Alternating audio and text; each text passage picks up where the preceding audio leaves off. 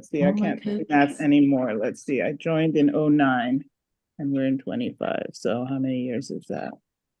From 10 to 25 would be 15, so 16, thereabouts. Is that about right? Yeah. We're in 24, but it may feel like 25 to you. 24. Okay, yes. So 15. There you go. I know, it's moving That's what it's faster. wonderful. When I've only been here for 2 days, but it feels like 20. I love it. Yeah. So yeah, no, I trained. I'm not from Rhode Island. Most of my parents and all, I mean, my siblings all live in Texas, and I went to school in New York and came to Rhode Island for the GI fellowship training. Yes. From 06 to 09, and then I got, offered a job at Women and Infants, so I joined at that point and been here ever since. Fantastic. So yeah, I'm a mom of four. So I've got four kids. My oldest just went to college. Yay. Oh, thank you. I know I'm a college mom now. And yeah, and then the rest are still here in school. I have a ninth grader, an eighth grader, and a sixth grader that are God bless you. here. Yeah.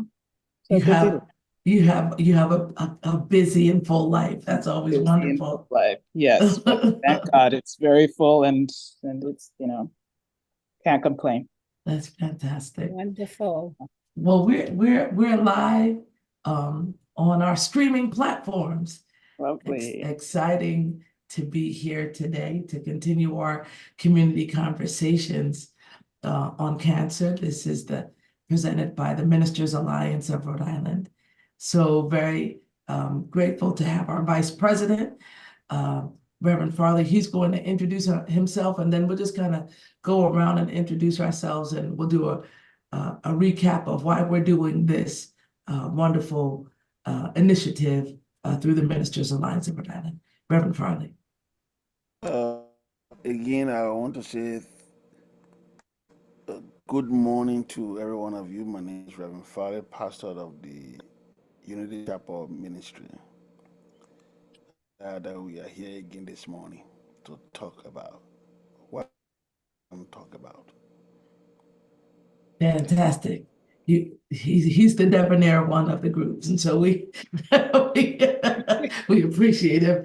My name is Lori Smalls. I'm the treasurer of the Ministers Alliance. I'm also a pastor at Union Baptist Church in New Bedford.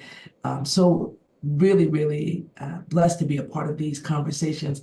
I have learned so much. I thought I knew some things. Panita, I thought I knew some things, but as they say, what I knew was a drop. What I in the bucket. What I didn't know was the ocean. So, so as we're learning about cancers, screenable cancers, treatable cancers, early detection, survivorship, these community conversations have been invaluable, very wonderful, and certainly thank everyone who supported it. Next will be Pastor Pam. Good morning, everyone. My name is Pastor Pam Bird, and I am the senior pastor of Trinity Tabernacle here in Rumford, Rhode Island, and I am the secretary of the Ministers Alliance. I totally agree with Pastor Lori. I have learned a lot. I'm telling you, it is great to have knowledge of this cancer, and we are learning and enjoying and presenting to you all the education resources that is available for this cancer initiative. And we're removing the stigma of cancer in our community. We can be healed. Yes. We can be healed, not through Christ Jesus, of course, but also through knowledge that he has given us. And so we want to present this to you. We want to thank all of our community partners in helping us with this initiative. It was a slow start. I was just looking at the data and I was like, oh my God, it was a slow start, but this is moving right along. And I just want to invite anyone that wants to be part of this initiative to help us to get this out to all of our BIPOC communities. So thank you. Thank you so much. Ms. Panita, if you don't mind introducing yourself. Yep, I'm Panita Pivale. I am a manager of community outreach for United Healthcare. I've had the pleasure of being able to join these community conversations, and I too have learned so much through this, I mean, amazing work that you've done. Just every time I join one of these community conversations, I'm learning myself. I thought I knew a lot, but as you said, Pastor Smalls, I'm learning as as I go along, and the invaluable partnership, the invaluable information and wealth of knowledge from our speakers. I mean, it's just so heartwarming. And just to see this also expand, you've had the pleasure of going with me and taking the show sort of out on the road. We went and did a in-person live community conversations at one of our meal sites for Meals on Wheels with the Center of Southeast Asia. And it was highly, well received from just the other, communities of color. So I want to continue that initiative and getting that word out and spreading the word. It's so invaluable, and I know they really enjoyed it. So thank you very much, and thank you for having us be a part of this initiative. Thank you. Thank you for facilitating that. It was a wonderful experience. They were very engaged. We learned a lot about one another in an experience. We never forget to think about how cancers impact. Cancer doesn't care your country of origin. It doesn't care about your age or any of those demographic or any of the things that we think may separate us. And so was wonderful to be able to get information out where people can feel empowered and educated and supported in this journey. And as we're waiting for our doctor to join us to introduce herself, just always want to remind those who are watching that the Ministers Alliance, in conjunction with our community partners, has started this initiative. We call it the Health and Healing Initiative, really to talk about cancer, to destigmatize, to Pastor Pam's point, destigmatize even saying that word. Oftentimes in communities of faith, we'll say, I don't want to claim it. And just because we ignore it doesn't mean that it's not real, right?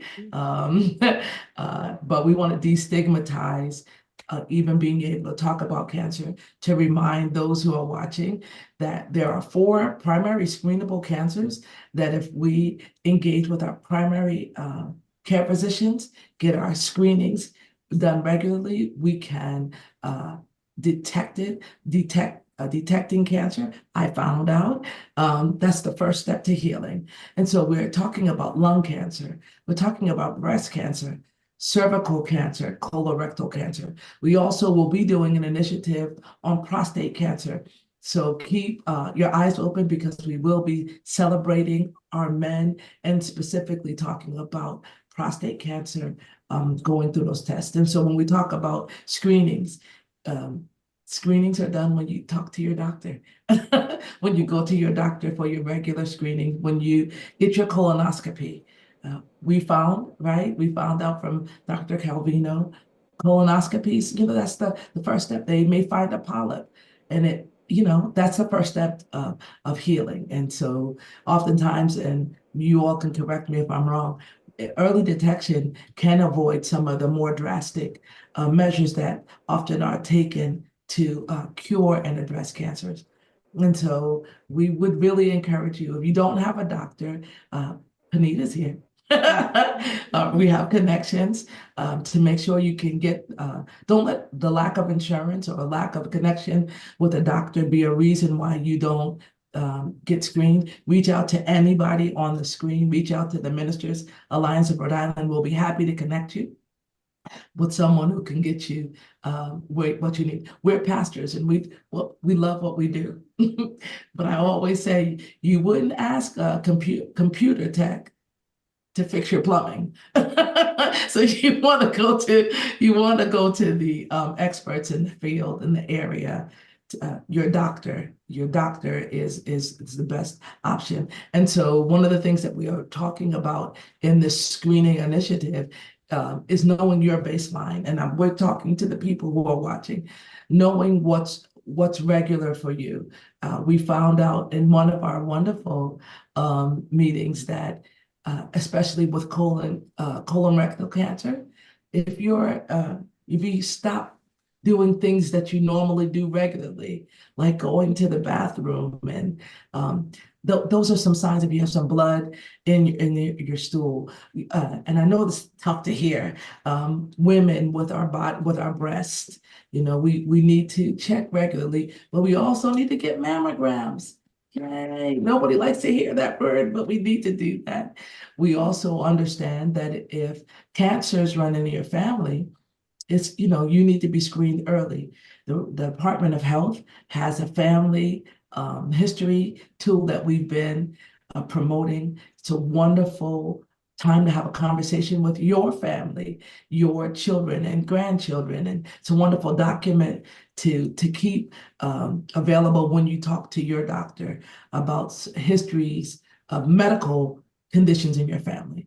And when we talk about Panita, Pastor Pam, Reverend Farley, when we talk about knowing people in our family who may have diabetes, high blood pressure, cancer, oftentimes we're not sharing that information with one another. And so when we go to the doctor and they ask us those questions, we don't have the answer. And so we really do want to encourage you. Screening save lives. And doctor, are you ready to tell us some wonderful things? I see Corinne has joined us. I don't want to take up all the time. We certainly want to. Hi, Corinne. Would you mind introducing yourself?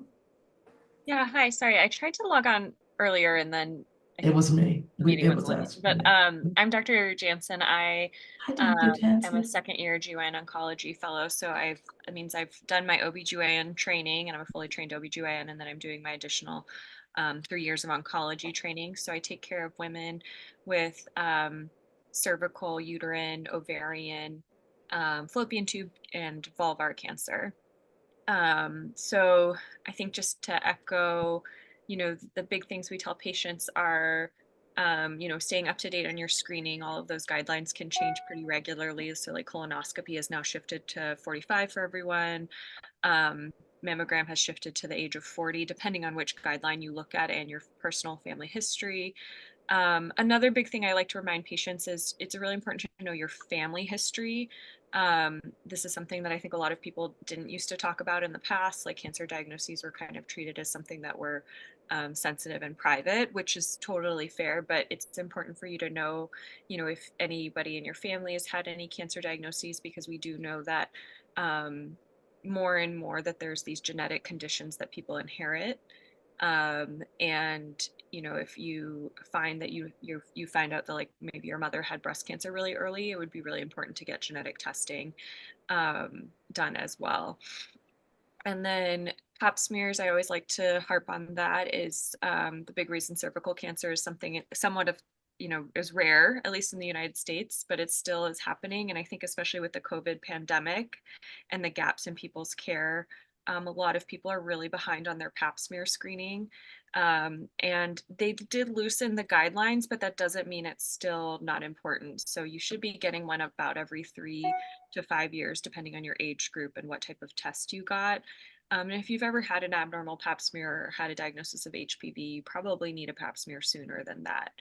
And then in terms of prevention of the other types of cancers I treat, ovarian, there's unfortunately no screening test. There's been a lot of studies done trying to look for one, but the big things I tell patients to think about are if you have a symptom of like bloating or new GI distress, or your pants aren't fitting quite right.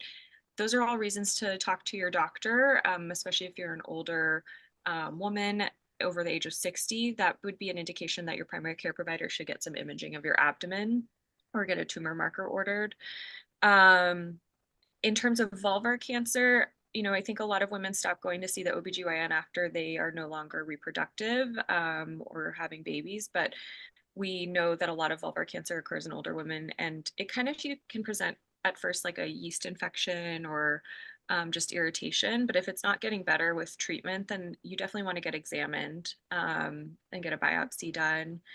And then in terms of uterine cancer, most people are diagnosed in stage 1, and that's because most women know that if they have bleeding after menopause, they should present to care. But sometimes I find that some women don't know that. So if anyone in your life mentions to you, like, I had my period, but I'm 62, that's a big warning sign for uterine cancer. And so, and the sooner they get into care, the more likely it is they'll get diagnosed at a stage 1, which is curable for the most part with surgery. And so, unfortunately, when you're diagnosed in these later stages, then that's when it's not as curable, and sometimes we're looking at a much shorter lifespan.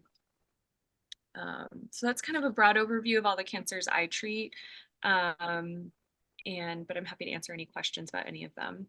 Dr. You blew my mind. Exactly. But so I know that well, I'm aware that many African American women have fibroids. Yeah. And when I stopped having children, my mother said, you should get a hysterectomy because you have fibroids. Can you address that? Yeah. So the uterus, to back up for just like a short anatomy lesson, has 3 layers. So there's the outer layer, which is the connective tissue, serosa. Then there's the muscle layer that contracts and pushes out the baby and gives us cramps during menstrual cycles. And then there's an inner layer called the endometrial layer. So fibroids arise from the muscle layer. So they're kind of an overgrowth of a muscle. They're benign, but there is a rare cancer that can occur. We don't think necessarily from the fibroids, but like in concurrence with the fibroids. And the big reason to get an operation for a fibroid would be, like, one, if you have a lot of bleeding that you haven't been able to control from a hormonal or medical perspective, or you have what we call bulk symptoms. So if you're not, you're having trouble passing stool, you have urinary frequency, you have pain or pressure, then those are all reasons that you might want to get a hysterectomy to remove the fibroids. A lot of people say, like, can you just take out the fibroids? And you can. That's a type of surgery called a myomectomy, but it's only really recommended for people who wish to retain fertility. And that's because it's a very it has a high blood loss type of surgery, and you have a high risk of needing a transfusion in those types of surgeries. So it kind of depends. So if you do have fibroids and you have any of those symptoms, and you or you're having trouble getting your bleeding controlled, then it's reasonable to talk to your gynecologist about a hysterectomy. If your uterus is quite large, I would say over 16 centimeters, so that's like 8 to 10 inches, then sometimes you have to consider, like, whether you would do an open procedure versus a minimally invasive procedure. But all of this is like kind of tailored to you and what your uterus is like and what your needs are. Some people manage bleeding, abnormal bleeding, with something called an endometrial ablation. I don't know if any of you have heard of that. So that's where you burn the inside lining of the uterus to try to control the bleeding. That's usually not as effective for people with fibroids. So some people do things like embolization of the fibroids before considering surgery if the hormonal options are not working. But my concern always with the ablation is that there's a risk that there's a cancer there that hasn't been diagnosed, and that's actually why you're bleeding. So really, anytime you have irregular bleeding or new bleeding after menopause is something to talk to your gynecologist about. I'm going to let Pastor Pam take it, but I that was so profound to really emphasize bleeding after 60, really go and see your gynecologist. Oftentimes at 60, we're not having children, so going to see the gyno is not like our primary thing. That was very profound. Thank you so much, doctor. That was, wow, eye-opening, Benita, eye-opening. Wow. Yeah, that was really wonderful to know. I do have a question, because fibroids are, if you talk to the Black community, fibroids, it's huge. Yeah. And then sometimes young women have fibroids. And then I remember I have fibroids. And when I was young, before I even had children, they would let me know that they would monitor it. And sometimes they don't get big. But then there are women that their fibroids do grow. So I want to talk to the women, and especially young women, that to have them monitor their fibroids. So can you address that about monitoring fibroids and if they are growing? Because when they have their GYN visit, they need to know about the fibroids and ask the questions, is it growing or whatever, besides the symptoms? Mhm.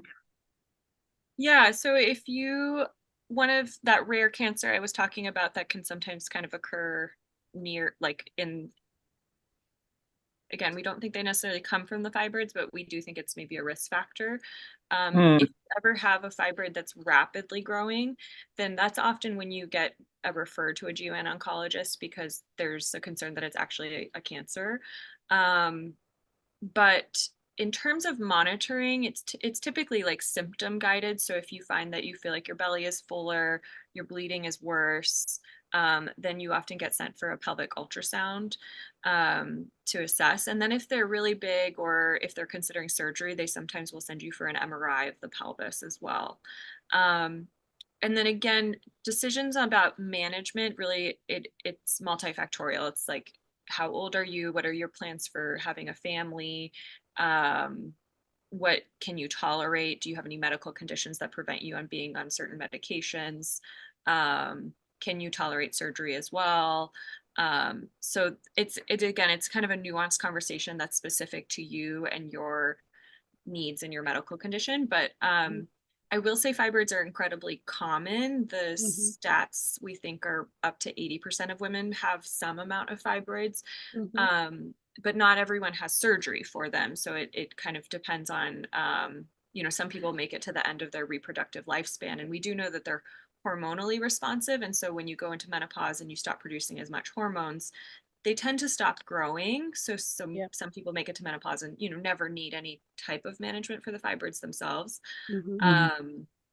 But you know, if you do want to intervene and you want to consider surgery, then typically we counsel thinking about it either, you know, again, in the context of like your childbearing needs, your symptoms, and what medications you've tried. Some insurances, unfortunately, will kind of deny you the surgical option until you've tried the hormonal options, but you don't have to try them for very, I mean, this is all nuanced again, but you as long as it's like the discussion has been documented that like you've tried them, you've attempted them, they haven't controlled the symptoms that are bothering you. The hormonal options typically won't control the bulk symptoms. So those typically really need to be managed surgically in some way. Yeah, thank you. I appreciate that. The reason why I'm asking these questions about the fibroids because in the past, there were and there are a lot of women that feel that if they don't feel anything and they don't have any symptoms, that they leave the fibroids alone. But then with my mom, she had fibroids, but she did not have any symptoms, but she noticed that her belly was getting big. And finally, when they got to do the fibroid to remove them, they were big as like a small fetus. Yeah. And so we don't want that to happen to our women, you know, that even though this is why we do have to have these pap smears. We have to have these pap smears so that they can see and they can feel if that fibroid is growing, even though they may not have symptoms, you know, so. Yeah, and I just want to separate the two concepts of, so the pap smear is like a special test that can be Okay. ran while you have a pelvic exam. Yeah. And then the pelvic exam is, I think, kind of what you're referring to, where if someone is examined by someone who can perform a pelvic exam, they can feel the size of the uterus, Yes, whether it is yes. growing. And so the recommendation still remains that you should probably go to someone who can perform a pelvic exam adequately every year as part of your annual and physical. But the pap smear, which is the test of the cervix and cervical cancer, which is Mhm. separate from fibroids, Okay. those guidelines have somewhat shifted.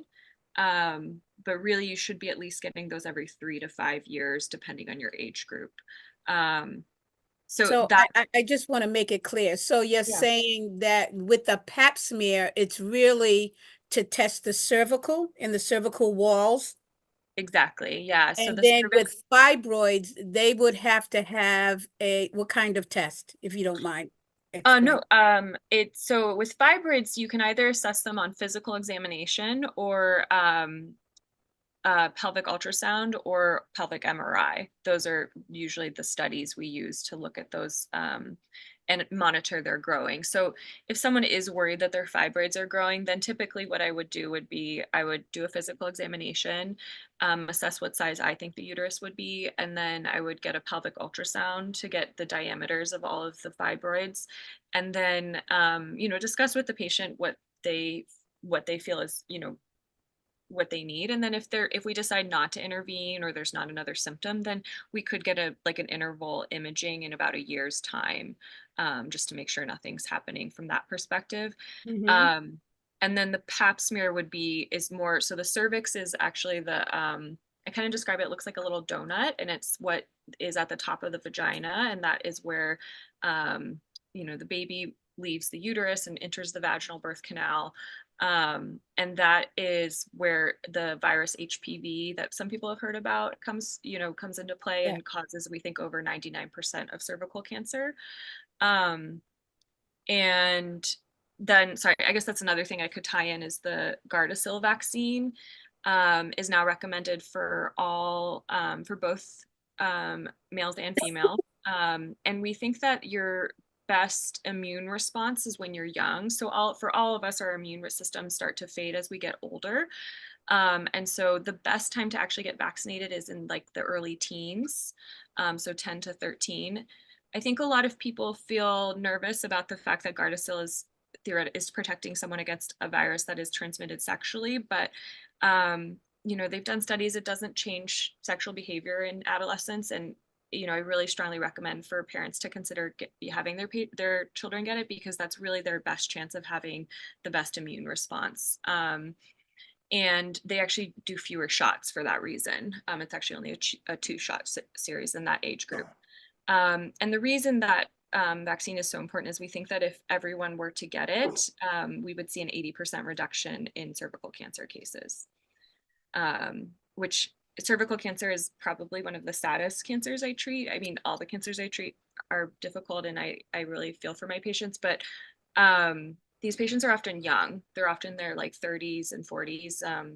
They have children, they have whole lives ahead of Yes. them, and then their lives get cut short because of Yeah. these diseases. So Mhm.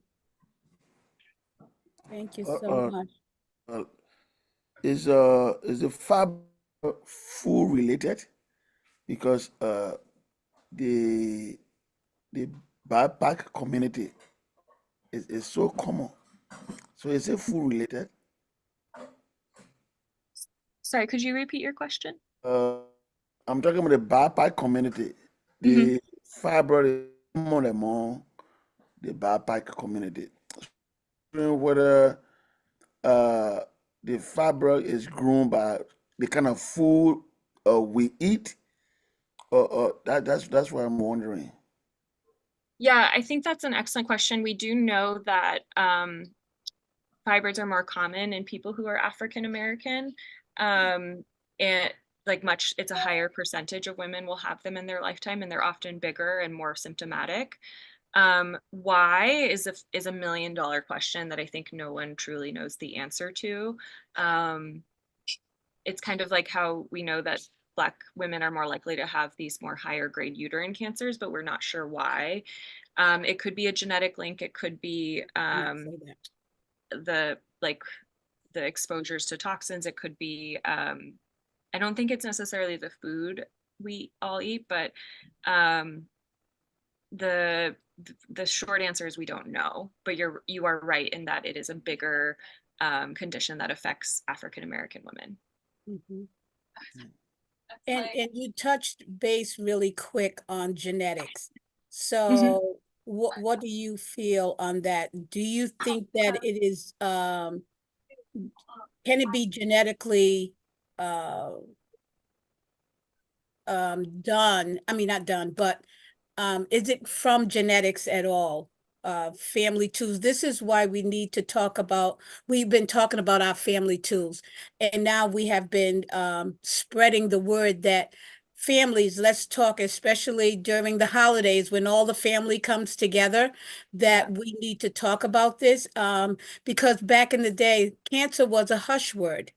And, they didn't even want to say the word cancer. They just wanted to say the C word, or, and we want to remove that and educate everyone on these cancers. So we have been talking about it being genetics, through genetics. Um, Through my family, with us talking, the older generation did not talk about it until later on we found out our parents is they had it, and then come to find out um the younger generation, my generation, now they all have it in some way. Like in my family, the women have breast cancer, the males have prostate cancer. So, and then some of them have both the cervical and so if you could talk about the genetic part as well. Yeah, definitely. So I think there's like two pieces here. One is genetics in relation to fibroids. I'd have to look it up, but I do think there is a link that if your mother had fibroids, you're probably more likely to have fibroids. Again, why we Yes. don't know, is it nature versus nurture? That's always the fundamental question for all of our diseases. Um, in terms of oncology, things I want people to think about is, how close is this person to you? So there's something called a first degree relative, which is a sibling or a parent. And then there's second degree relatives, which are people who are 2 degrees from you genetically. Um, Regardless, it's a good idea to get like a broad idea of, who in your family has had cancer. And the other thing you want to know about it is what stage was it, and how old were they when they were diagnosed. So the younger someone is when they're diagnosed with cancer, the more concerned I am that it has a genetic like disposition. Um, the big example I like to cite is Angelina Jolie. Her mother had breast cancer and I think died of it. And so she got genetic testing and was found to have the BRCA gene. Mutation, and had all of the prophylactic surgeries that we recommend for that genetic condition because her risk of breast cancer was up to 80% of her lifetime. Mhm. To put that in perspective, 1 in 8 women will get diagnosed in breast cancer in their lifetime. For ovary, which is a little bit rarer, it's 1 in 70. So we think for ovarian cancer in particular, about 20% of the cases have some sort of genetic predisposition, which means that you are carrying some sort of defect in your DNA repair and protection mechanism that's carcinogenic. And carcinogenic means like a cancer causing. And so you can kind of pick these out if someone is saying to you, like, my aunt had breast cancer really young, my dad had pancreatic cancer, so and so had melanoma. Like, when someone says that type of family history to me, I become very concerned that there's some sort of genetic condition in the family that's driving all those cancers. Mhm. And that is someone that I recommend to go to meet a genetic counselor. I think something that is nuanced about genetic testing that is hard for people to understand is, so when the Affordable Care Act passed, it protected people for getting health insurance who had pre-existing conditions, which was like a huge, step forward. But it doesn't protect if you want to get a life insurance policy or a disability policy. So whenever someone who is healthy and has no other conditions comes to me and says, like, I want to get genetic testing, I'm like, that's great, we should do it. but you need to get your life insurance policy and all those other things squared away, because if we find out that you do have one of these genetic conditions, you may get denied for these policies or have to pay a much higher premium. And that's Mhm. unfortunately just one of the big practicalities of our world. And so Yeah. that's another nuance that I like to make sure people are aware of if we decide to proceed with genetic testing. Now, if you have a cancer diagnosis, it's a little different in that you already carry this diagnosis. You probably would be denied a life insurance policy anyway. And the genetic testing actually has bearing on the treatments you can receive, and also if you need any other types of surgery, like prophylactic surgery. So when I say that, it means like removal of the body part that could develop into cancer before. So women who have the BRCA gene, for example, we recommend removal of the ovaries and tubes really young, like even as early as 35, and mastectomy or really intensive breast cancer screening protocols. Wow. So I think, like you were saying, probably the best places to get these family histories is at big family gatherings where everyone is there who has like Yes. a shared history and a shared knowledge of what happened in the family. Mhm. And write it down and like share it in the family if you can, so that everyone has it in their medical records. The other things I always think about is if someone tells me they're adopted, or they don't have knowledge of half of their family history, then that is someone I would also say, like, it's kind of like a black box. We don't know what is happening in your genetic history over there. So it's important. It may be a reason to send you for genetic counseling anyway. When we send someone to a genetic counselor, they're actually someone who is specially trained in genetic counseling. They've gotten a master's in it, and they go through everything that's getting tested. They explain to you the risks of getting genetic testing, which the big one of that can be regret. So some people feel like they don't actually want to know that information after they get the counseling, but I Mhm. think it's important to at least know all of your options and whether it would be important to you to know. Sorry, that might have been more information than you wanted. Yeah, but that was really good, and that's what we need. We need as much information. Panita, you have a question? Yeah, this is really fascinating to me. Like I say, I'm learning every time I'm on one of these calls. Exactly. Yes. Um, so this genetic testing, is it covered by insurance? Is it like, I just wanted to learn more, like how I can speak to like members as I'm meeting different people and sort of advocating for them. Is this something that's covered through insurance? And then if there is something that is found, so say through genetics, you're found like Angelina Jolie, right? Her mother, she has an 80% chance of getting breast cancer or whatever cancer. Would that be covered also by insurance? So just want to make sure I have the right information as I'm talking to different people. It's very Yeah, helpful. So, no. So there are guidelines into who should definitely get genetic testing. So if you have like a strong family history. And so I think by those guidelines, then insurance will cover it. But again, it always kind of depends on your plan. And that's another reason it's good to meet with our genetic counselors, because they'll usually run your insurance to see like what would be the cost to you if we ran this test. And unfortunately, I do sometimes have patients tell me like, it's really expensive, I'm not going to get it. And I'm like, that's totally fair if it's too expensive.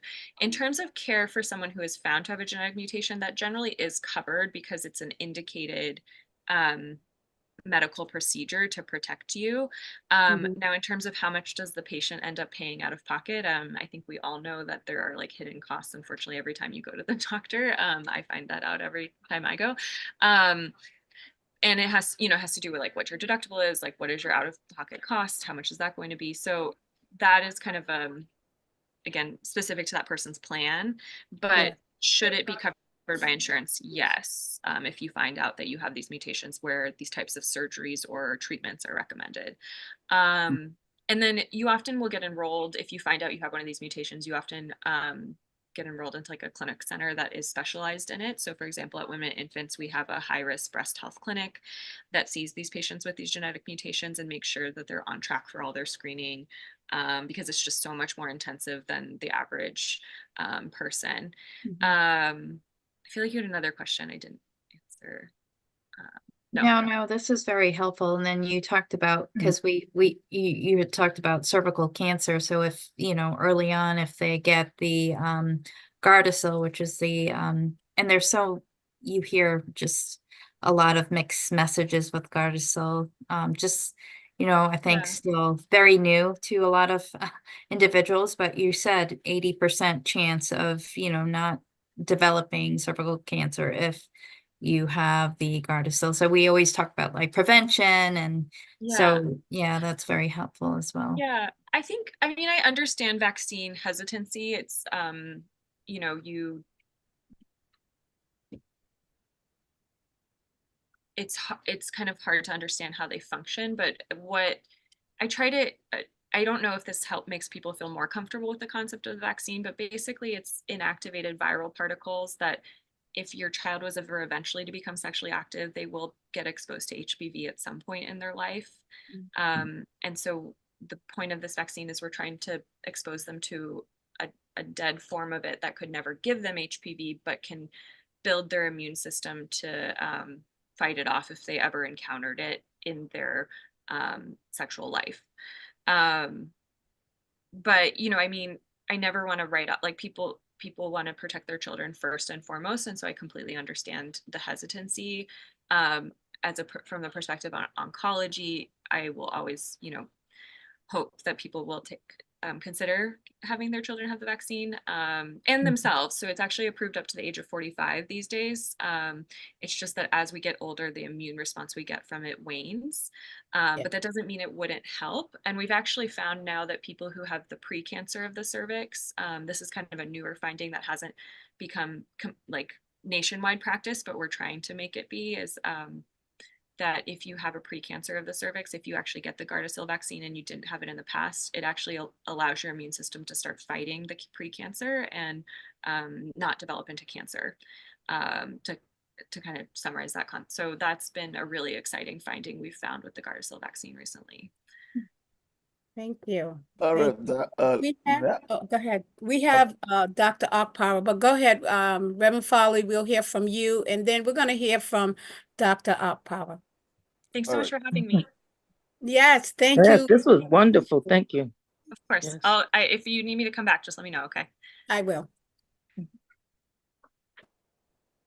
So I think I have kind of a full presentation in the upcoming week, like I'm designated. I kind of was sitting in to see like what the format was and how many people that you have. So I didn't really prepare anything specific. If you have any questions, I can definitely answer in regards to colorectal cancer, but I think I have a whole dedicated session in the upcoming weeks, I think. Okay. Reverend Foley, you had a question? Yeah, I had a question for Dr. Jensen, but I think she's still. She's here. She's here. She here. can hear you. Yes, All she right. came right back. So we know that when the women go out for test for breast, I don't know whether there's specific area that the doctor checked to find out as to whether they got lump there that will detect. If the women have specific area for them to check, we already heard that men can also have breast cancer. Mm-hmm. And for us men, we feel that when there's pain in our chest, it's just muscles. Is there a specific area that it would detect? That if we go, because we need to go out there to spread a message.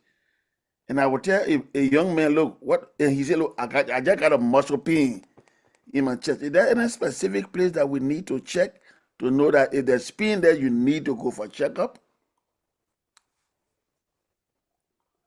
Dr. Kameen?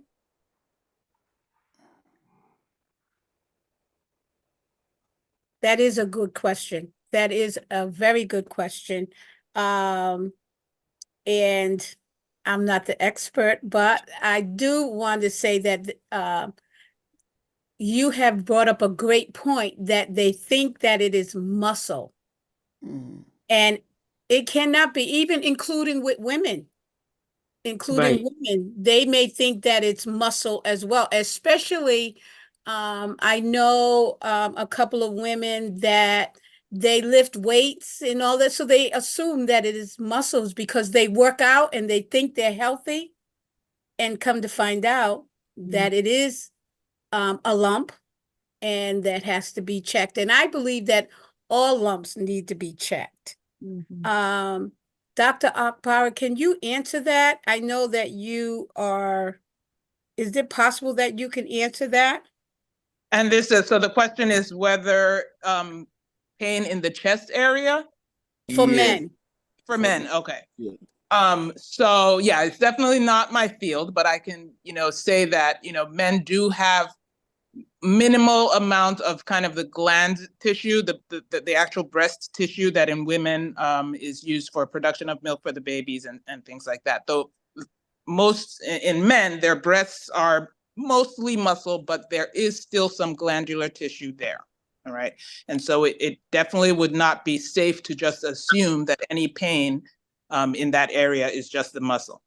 Especially if it's kind of pinpoint, or you feel a little bit of a lump, if it's not just the entire muscle, that pectoral muscle that the men kind of can move around easily, that whole muscle, if that whole thing is just hurting, yeah, maybe that is muscle pain. But if there's kind of a pinpoint area that feels like a little hard, I would not just assume that is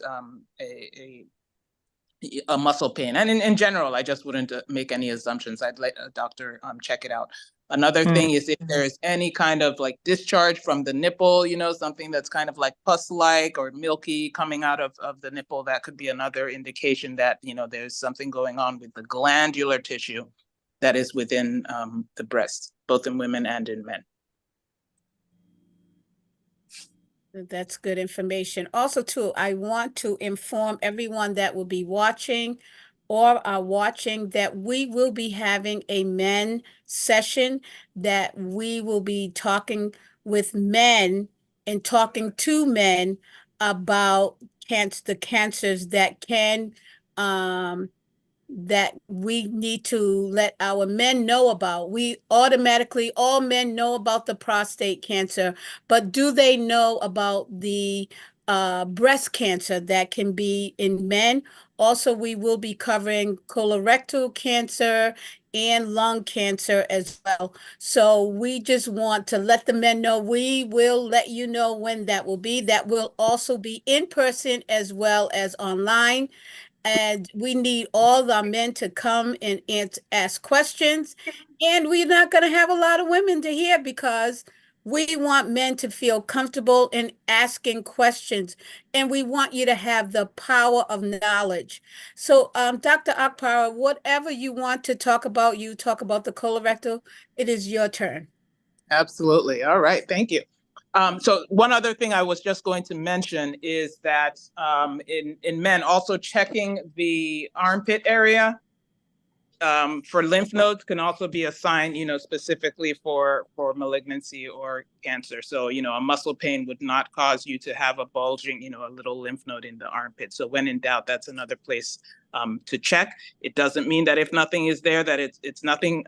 If something has gotten to the point where it's in the lymph node, it's pretty a little bit advanced. So an early breast cancer, you may not feel anything in the lymph node. So just assuming that not feeling anything in the lymph node means that everything is okay is also not accurate. All right. So yeah, regarding, not to steal the thunder from the upcoming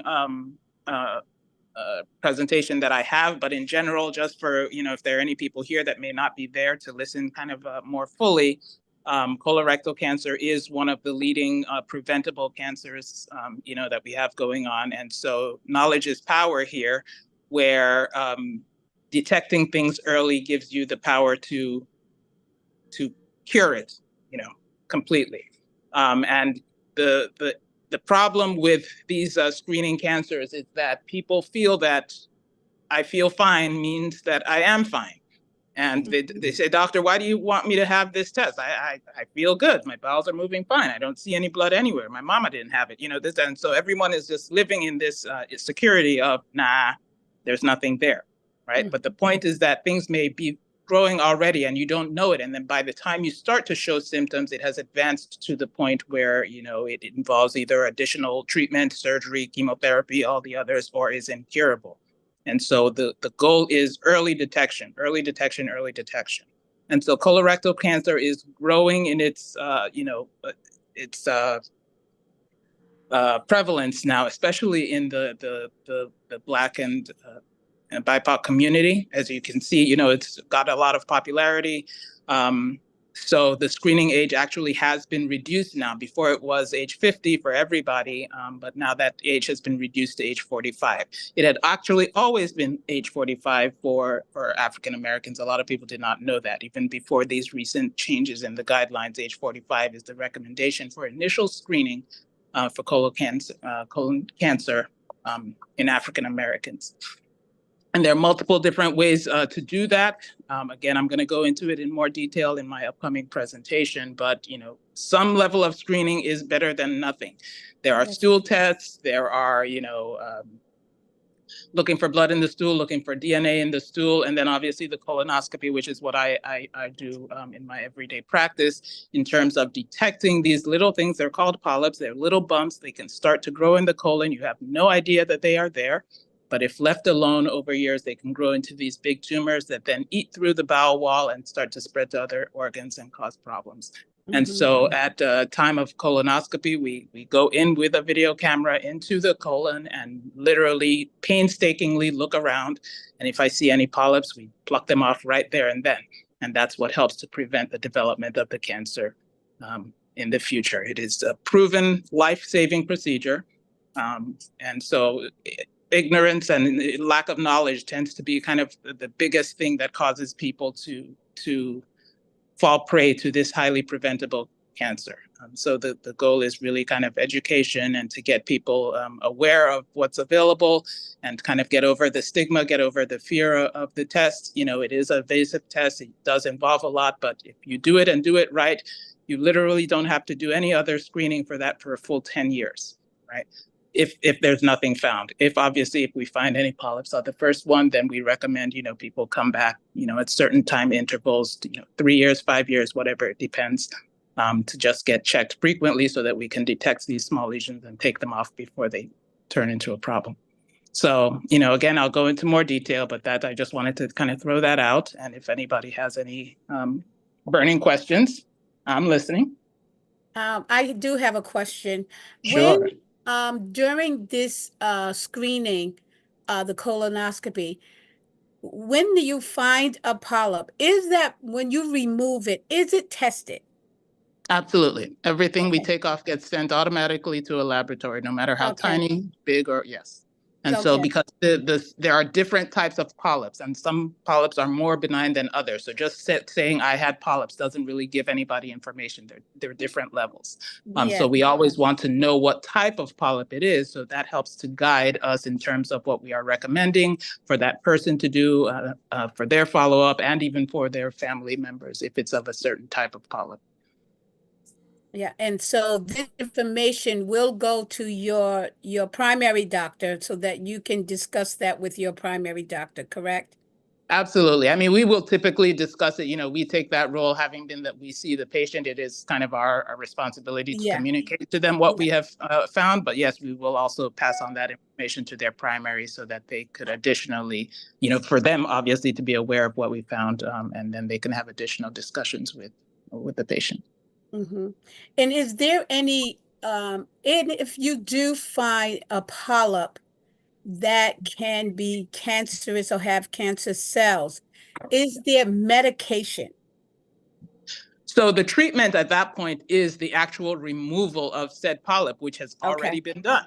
Yep. So as long as the polyp was completely removed and it was not, it hadn't eaten through the wall or gone beyond it, then that actually right there is the treatment. Okay. Usually anything that's just in a polyp form should not, sorry, my phone is dinging away here, should not need additional treatment. But if the margins were polyp, let's say it wasn't taken off completely, it may need like a repeat colonoscopy to go back and look at the area and resect it more, or additional testing like a CAT scan or anything like that to see whether there's any evidence of disease anywhere else that could warrant further treatment. For the most part, just taking off the polyp is the treatment. Okay, and one last question. It might be stupid, but the polyp, can it be a bleeder? It would have to really be big. Okay. For the most part, most polyps that we see typically do not cause, at least not visible bleeding. All right, there Okay. is such a thing that is called occult blood, where you don't notice that there's blood in the stool, but if you tested it with one of these, like, stool cards or things like that, you may notice some blood. But again, that typically tends to be polyps that are on the larger size. The run-of-the-mill polyps usually do not cause bleeding. Very good. Panita? Yes, I just wanted to acknowledge Denise, who's on the call. She put in the chat, if a person has IBS with constipation, can that cause polyps? IBS with constipation, I would not say is a cause of cancer. Can they coexist? Absolutely, they can. Usually it's not, one did not cause the other. Well, let me take that back. A big polyp or like a cancer can cause constipation. So if there's any change in your bowel habits, you were moving your bowels fine before, and all of a sudden you're constipated, again, that's like Dr. Jansen was saying, something that is just a change in what your body used to do, especially if you are at an older age, that would warrant getting checked out. But as a strict answer to that question, no, IBS with constipation does not typically cause polyps. And then I had one question. So I have a mom who has Alzheimer's, right? She's in late stage Alzheimer's. She had some issues where she was bleeding, and they wanted her to get a colonoscopy. Obviously, the prep is very difficult with someone who has that sort of, Alzheimer's, just the prep. Yeah. She can't even Yeah. barely eat. What would you recommend for someone? So if I am supposed to be advocating for someone with that sort of condition or some other conditions where a colonoscopy might not be possible because the prep is very difficult, for us to follow through, what would you recommend for someone in that circumstance? So that's a loaded question. There are a lot of different nuances to that. First of all, how old is she? I know you say there's Alzheimer's, but how old? Yes, my mother is going to be 80, so she's 79. Okay. Currently. Okay. And no other kind of major health issues like heart disease or things that would make her at risk for a procedure? She does. Okay. She has heart disease and all sorts of, many things going on. So, the loaded answer to that question is, what would you do if this turned out to be cancer, right? So that's, before you do any test, you want to say, what are we going to do with the results of this test? All right. If it's, well, we're not really going to do anything, then, it's almost no need kind of going through the test, if you understand what I mean, right? If we are saying that, well, even if we found that she had cancer, we're not willing for her to undergo surgery and undergo chemotherapy, then it may be one of those situations where you say, well, let's kind of can this whole colonoscopy thing in the first place. Colonoscopy really is the only way, it's not the only way to address bleeding. So let's say something were actually bleeding and you want to actually stop it from bleeding. That's where a colonoscopy would be helpful, because if you see it right there and then, you can, attack it with, cautery or injecting, putting a staple on it or something like that. So that's the benefit of obviously doing the colonoscopy, and that you can detect as well as treat at the same time.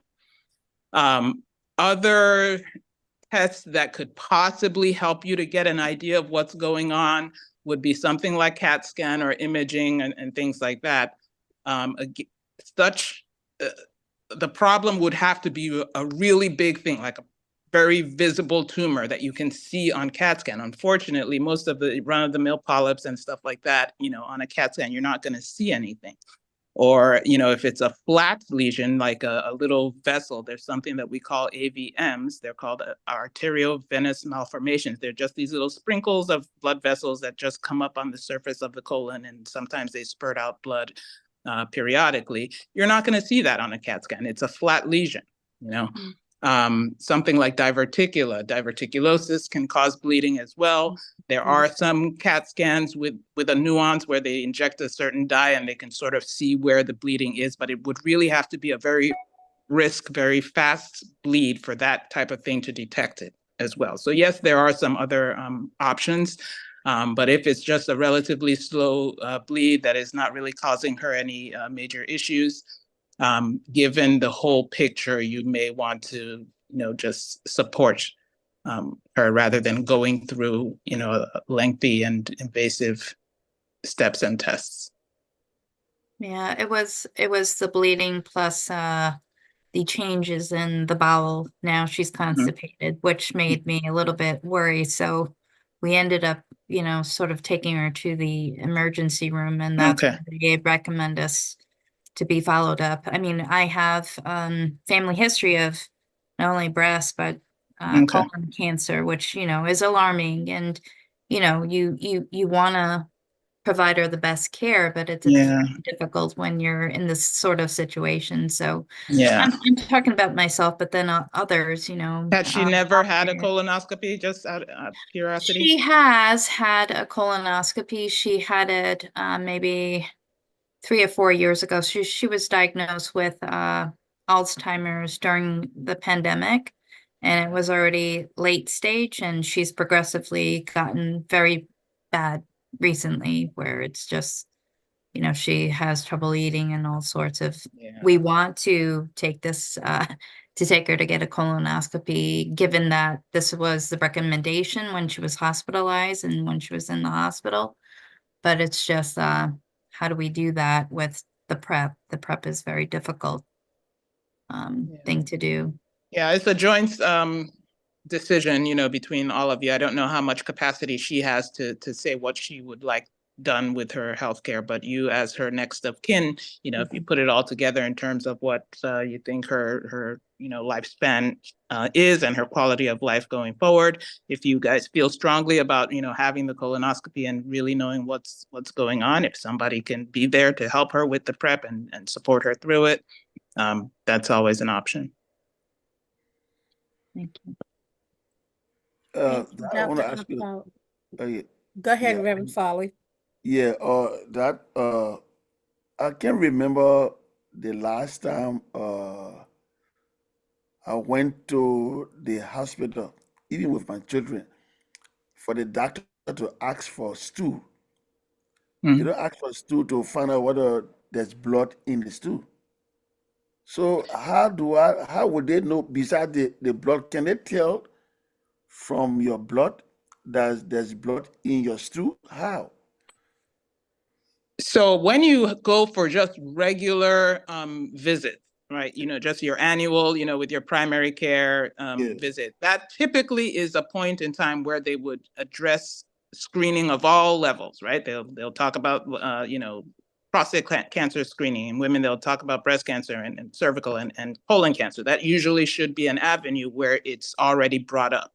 Yeah. And then at that point, they would, tell you these are the options of, if you don't want to do a colonoscopy, you can do a stool test, or you can do, this other test, with the idea that if those come positive, you still need to go and do a colonoscopy, right?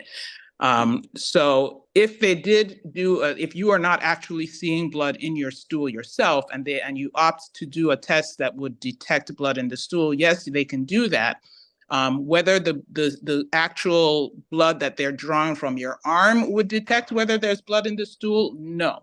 What it can show is if you have anemia, if your blood count is low, because you are losing blood in the stool, it can show that. But that by itself still doesn't prove that it's coming from your stool. That just says, okay, something is wrong. How about we look into why your blood count could potentially be low? And then that should prompt additional testing, such as testing your stool for blood or sending you directly for a colonoscopy. Because I got a son my son, he doesn't like to look at his own stool. Mm-hmm. And so he makes sure he's gonna flush. So to get his stool is difficult. So if he went to the doctor and they wanted to know whether there's blood in his stool, that's the reason why I'm asking this question. Yeah. You see, How old is he? he's 16. 16, 16?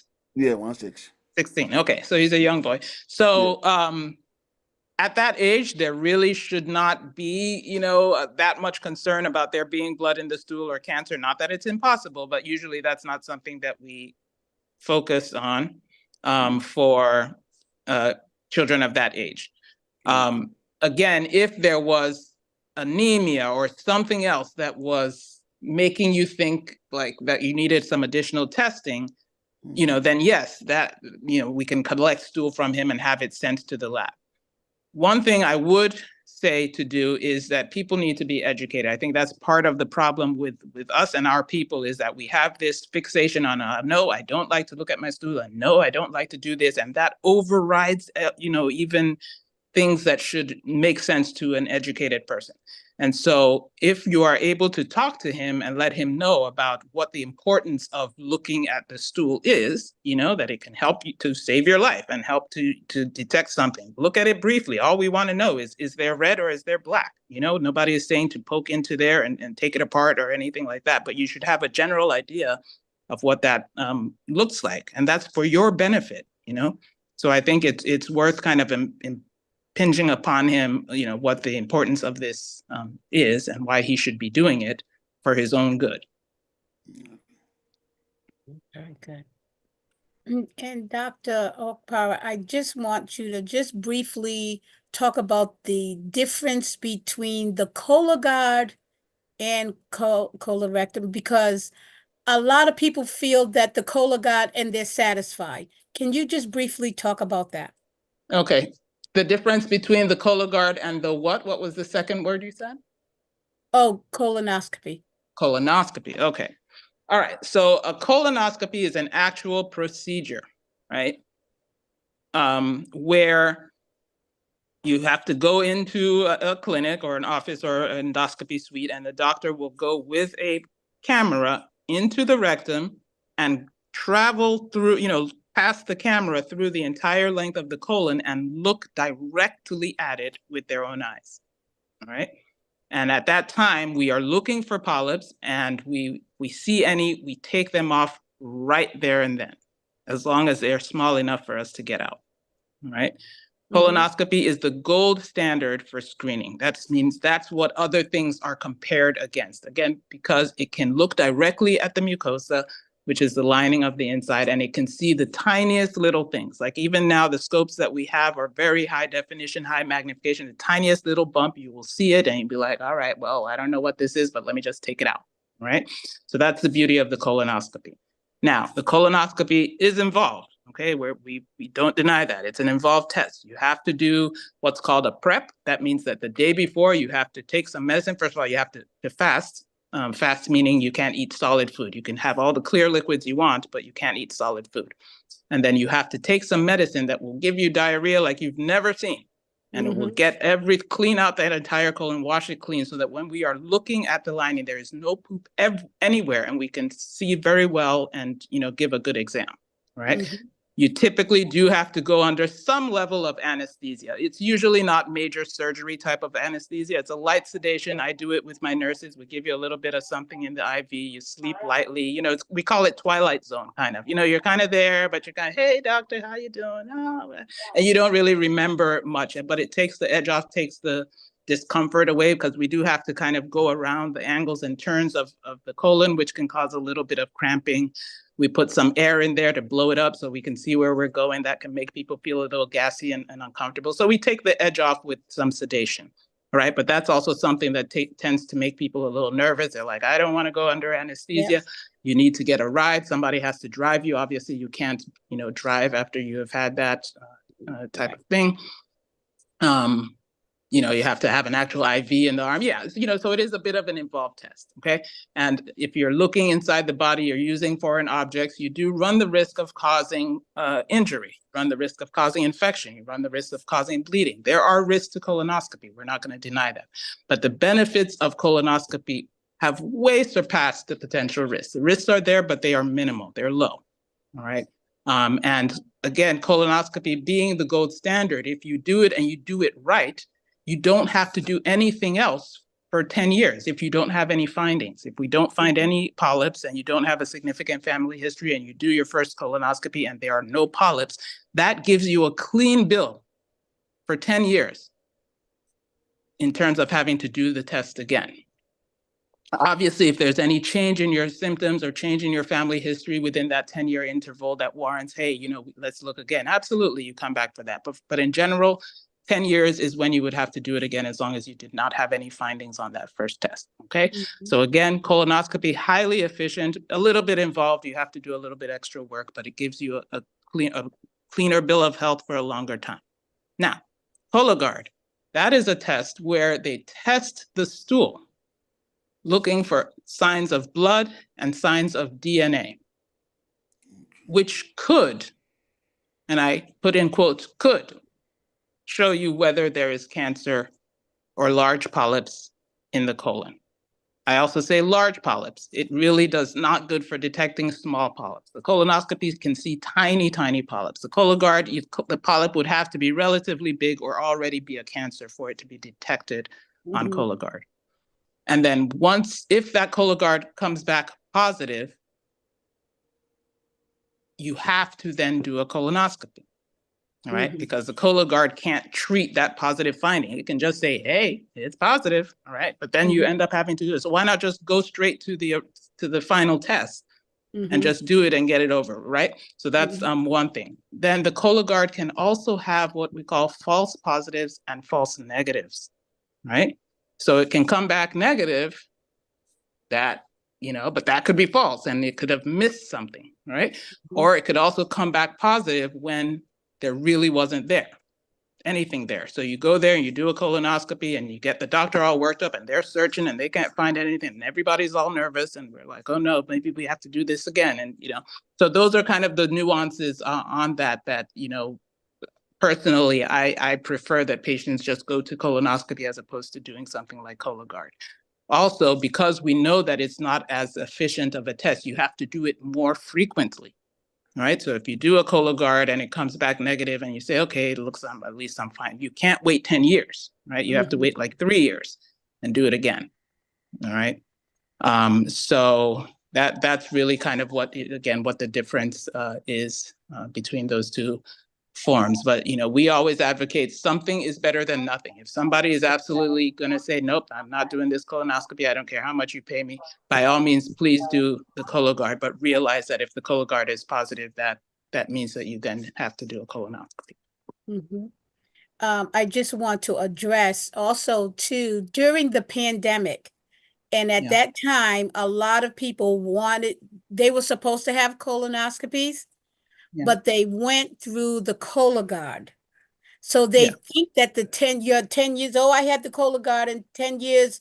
Well, so we've been out of the pandemic going on 4 years, 4 years. So a lot of people think, well, I don't have to worry about it because it's not within the 10 years. Oh, no. I want to bring up about the Cologuard because a lot of people think, well, I had the Cologuard in 2020 or 2021. I'm good for 10 years. But we want to let them know and know the true resource in education and awareness of the Cologuard. Absolutely. Because I had the Cologuard. I was supposed to have the my 10-year colonoscopy, and of course everything was shut down. And that's when my doctor recommended me to do the Cologuard. But once the pandemic was over, that's when he said, okay, now let's go and get your regular colonoscopy, which I did. But there are a lot of people out there that think that they are safe because they had the Cologuard. Yeah, so that definitely is something that we need to correct. One other thing that is I feel is important to note is that the Cologuard is not for everybody, right? There's a certain candidate that you would need to be an actual candidate for Cologuard. Cologuard is for people that are what we call average risk screening. That means there is no significant family history that makes you at a higher chance of having colon cancer. It means that you yourself have never had polyps in the past. If you have had polyps in the past and then, when it's time for coming up for your colonoscopy, you're like, no, I'm going to do the Cologuard instead. And that is not the appropriate indication, right? That is for screening. Screening means you have never been detected to have anything before. We're checking you initially to see if there's anything going on. An average risk screening, that means no significant family history, nothing else that could make you be a higher chance of having colon cancer, such as family history Crohn's disease, ulcerative colitis. There are a bunch of other genetic things that could make you at a higher risk. If you have any of those, you are not a candidate for Cologuard. Very good. Very good. Does anybody have any questions? I did not look on Facebook if anybody else has asked a question. We thank Denise for asking that question.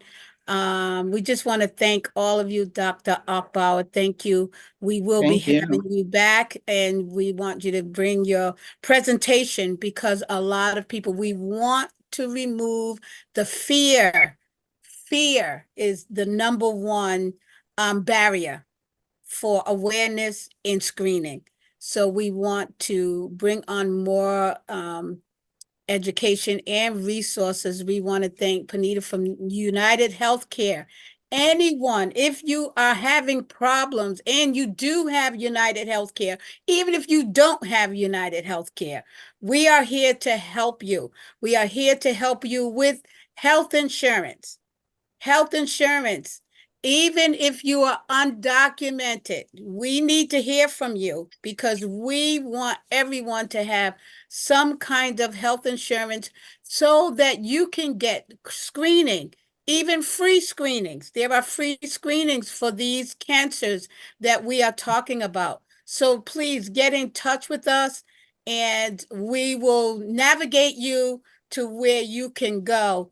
And this is for everyone. This is not just for the BIPOC community, but this is for everyone because I feel, yes, we are targeting the BIPOC community, but just in case you just came upon this and you said, you know what, I need to find out, get in touch with us. And we will not hesitate to help you because that is what we do. That is what we do.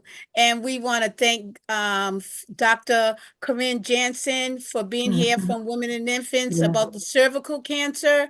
And again, our next one is this Thursday. Everybody, this Thursday, you can come on Zoom. You can come on Zoom, you can come on Facebook Live, YouTube. We are here and it is going to be at 11 o'clock a.m. And if you want to be in person, it is going to be on Narragansett Avenue in Providence. I can't think of the number. Kingdom Culture Church at 65 Narragansett.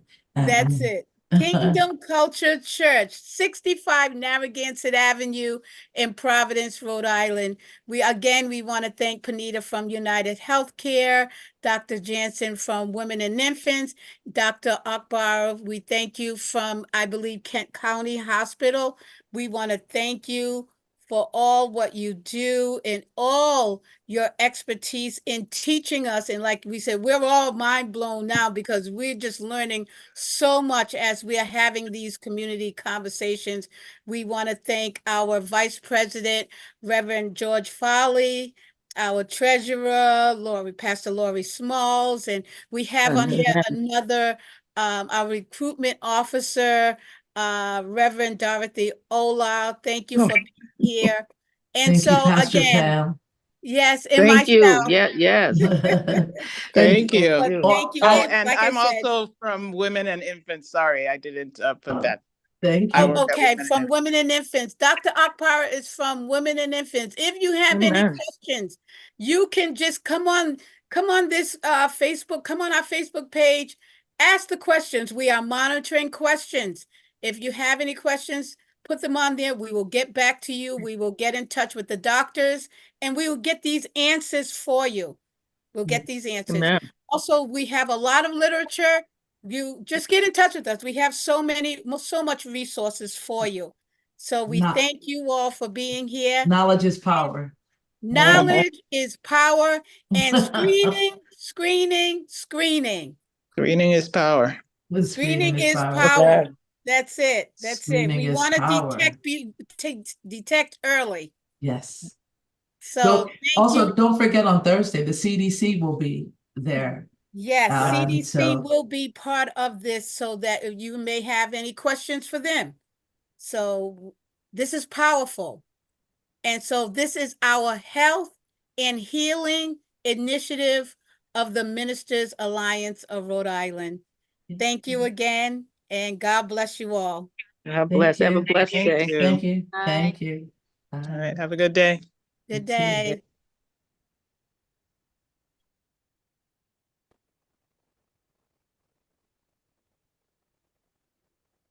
I think you have to stop it. I Yeah, have to stop it. Pastor Pen, Hold on. I can gotta you- stop. yeah, don't stop it. Can you please send me the name